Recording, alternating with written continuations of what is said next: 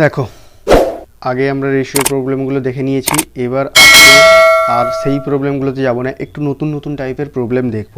এখানে এ আর বি 4:9 দিয়েছে, এখানে এ আর বি 4:9 দিয়েছে, আবার এ আর সি দিয়েছে 2:3, 2:3।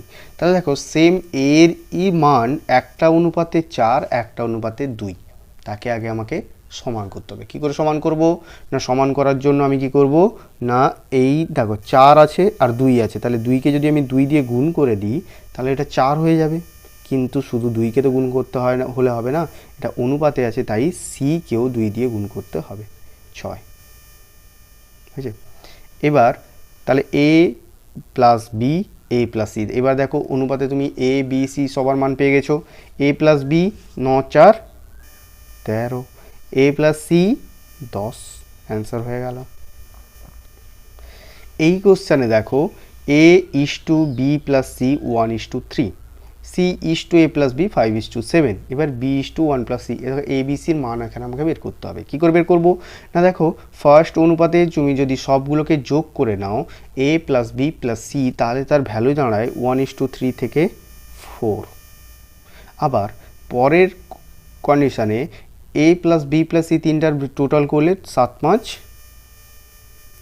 12, এদেরকে আমাকে সবার আগে ইকুয়াল করতে হবে। কী করে ইকুয়াল করব না, 4কে নিচে 12 ইকুয়াল আছে, এ প্লাস বি প্লাস সির ইকুয়াল তো একই আসা উচিত, কিন্তু একই নেই, তাই সমান করার জন্য উপরে আমি কি করব মাল্টিপ্লাই বাই 3। আমরা সমান করার সময় সব সময় কী করব মাল্টিপ্লাই করব, কত মাল্টিপ্লাই করব সেটা একটু দেখে নিতে হবে। যদি 4 কোনো গুণিতকে থাকে তাহলে তাকে ওই সংখ্যা দিয়ে গুণ করলেই হয়ে যাবে যে সংখ্যাটা ভাগ করলে আসে, কিন্তু যদি গুণিতকে না থাকে তাহলে এটাকে সাপোজ আমি বললাম উপরে যোগফল এলো 2, নিচে যোগফল এলো 3, সমান করব কী করে না, একে 3 দিয়ে গুণ করব, একে 2 দিয়ে গুণ করব, ঠিক আছে। আচ্ছা এবার দেখো, এবার তাহলে 3 করলে, তাহলে 3 গুণ করলে শুধু তো 4 3 12 করলে হবে না, আমাকে এই অনুপাতগুলোকেও চেঞ্জ করে নিতে হবে। তাহলে অনুপাত 3 গুণ করলে এটা হবে 3, এটা যাবে 3 3 9। তাহলে দেখো প্রথম অনুপাতে A is to B plus C, তাহলে এ এর ভ্যালু কত 3। পরের অনুপাতে C, C is to A plus B, সির ভ্যালু কত 5, টোটাল 12। তাহলে বির ভ্যালু কত 5 3 8 4। এবার অনুপাত বলেছে B is to A plus C, B মানে 4, এ প্লাস সি মানে 8, 4 আর 8 এর রেশিও কত 1:2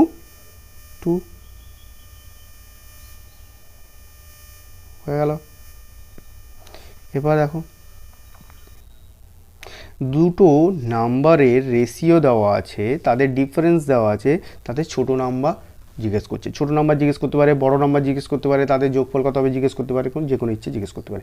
তাহলে অনুপাতে আছে 3:8, দুটো সংখ্যা অনুপাতে আছে 3:8। এবার বলো এতে ছোট সংখ্যা সামনে থাকবে, বড় সংখ্যা পরে থাকবে, কেন অনুপাতেই ছোট মানে অ্যাকচুয়ালিও ছোট হবে। এবার অনুপাতে ডিফারেন্স কত, দুটো সংখ্যার মধ্যে আনুপাতিক ডিফারেন্স, রেশিও ডিফারেন্স কত 5, রেশিও ডিফারেন্স কত 5, রেশিও ডিফারেন্স কত 5, অ্যাকচুয়াল ডিফারেন্স কত 1:1:5। তাহলে অনুপাতে ডিফারেন্স 5, অনুপাত রেশিও ডিফারেন্স 5, অ্যাকচুয়াল ডিফারেন্স 1:1:5, তাহলে 1 এর ভ্যালু কত 23। এবার বলছে স্মলার নাম্বার মানে কত, অনুপাতে ছিল যেটা 3,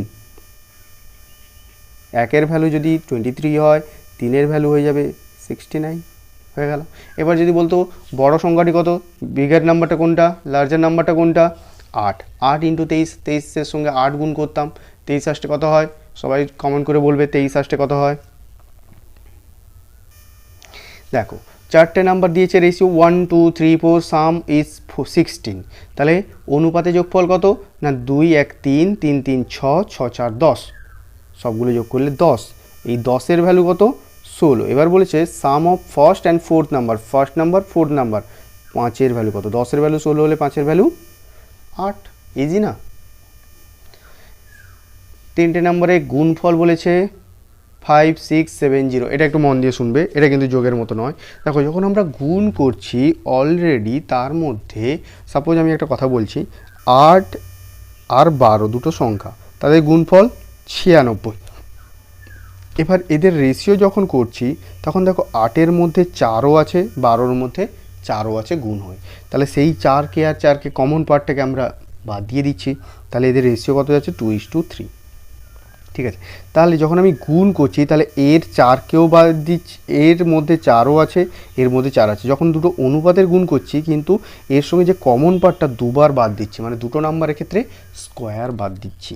কত স্কোয়ার? না এদের মধ্যে কমন পার্টের স্কোয়ার, তাকে আমি যদি এক্স ভাবি, এক্স স্কোয়ার ইন্টু অনুপাতে আছে 2:3 ইকুয়াল টু 96। সেখান থেকে 2 আর 3 যদি ভাগ করে দিই কত হয়ে যাবে? 3 6, 16 6 96, তাহলে x square equal to 16, x equal to কত? 4। কি ঠিক পেয়েছো তো? এবার অ্যাকচুয়াল কোশ্চেনে দেখি, অ্যাকচুয়াল কোশ্চেনে 3টে সংখ্যা দিয়েছে, তাহলে 3 বার কমন পার্টটা বেরিয়ে গেছে, তাই এক্ষেত্রে স্কোয়ার আসবে না, এক্ষেত্রে আসবে কিউব। তাহলে x cube into 5 into 6 into 7 equal to 5670। তাহলে দেখো 5 6 30, 30-এ 0 কাটলো, 3 দিয়ে কাটলে 18 3 54, 1 7 2 27, 3 9 27, 7 দিয়ে কাটলে 7 2 14, 7 7 49, তাহলে এক্স ইকুয়াল টু 3। এবার বলছে গ্রেটেস্ট নাম্বার কোনটা হবে? তাহলে এক্সের ভ্যালু 3 হলে, কমন পার্ট 3 হলে গ্রেটেস্ট নাম্বার 7 রেশিওতে অ্যাকচুয়ালি হবে 7 3 21। হয়ে গেল। এবার দেখো খুব ইম্পর্টেন্ট কোশ্চেন, পরীক্ষায় অনেকবার আসে এই টাইপটা, চট করে দেখে নাও ভালো করে। রেশিও বিটুইন টু নাম্বারস 3:4, প্রত্যেকটা নাম্বারকে আমরা 6 করে বাড়াচ্ছি, increase by 6, and ratio becomes 4:5, ratio becomes 4:5। কী করে সলভ করবো একটু দেখো। সলভ করবো এভাবেই, আমরা প্রথমে দেখো একটা জিনিস লক্ষ্য করব যে দুটো নাম্বার কি সেম দিয়ে বেড়েছে বা সেম দিয়ে কমেছে? হ্যাঁ, তাহলে কিভাবে করব না প্রথমে আমরা করব এদের ডিফারেন্স কত? 1, এদের ডিফারেন্স কত? 1, তাই এদেরকে ইকুয়াল করার এখানে কোনো দরকার নেই, পরের কোশ্চেনে আসবে যেটা ইকুয়াল নেই সেটা আমরা ইকুয়াল করব। এবার যেহেতু ইকুয়াল সমান হয়ে গেছে, এবার দেখব, এবার অটোমেটিক্যালি দেখবে বাড়ানোটা একই চলে আসবে। 4 থেকে 5 1 বাড়াচ্ছ, 3 থেকে 4 1 বাড়াচ্ছ, তাহলে সেই 1-এর ভ্যালুই 6। এখানে অনুপাতে বাড়াচ্ছ 1, অ্যাকচুয়াল বাড়াচ্ছ 6, 1-এর value 6। Difference between the number, difference between the number 3 and 4, 3 আর 4-এর মধ্যে ডিফারেন্স 1, তাই 1-এর ভ্যালু 6 হয়ে গেল। পরের কোশ্চেন করলে এটা খুব ভালো করে বুঝতে পারবে।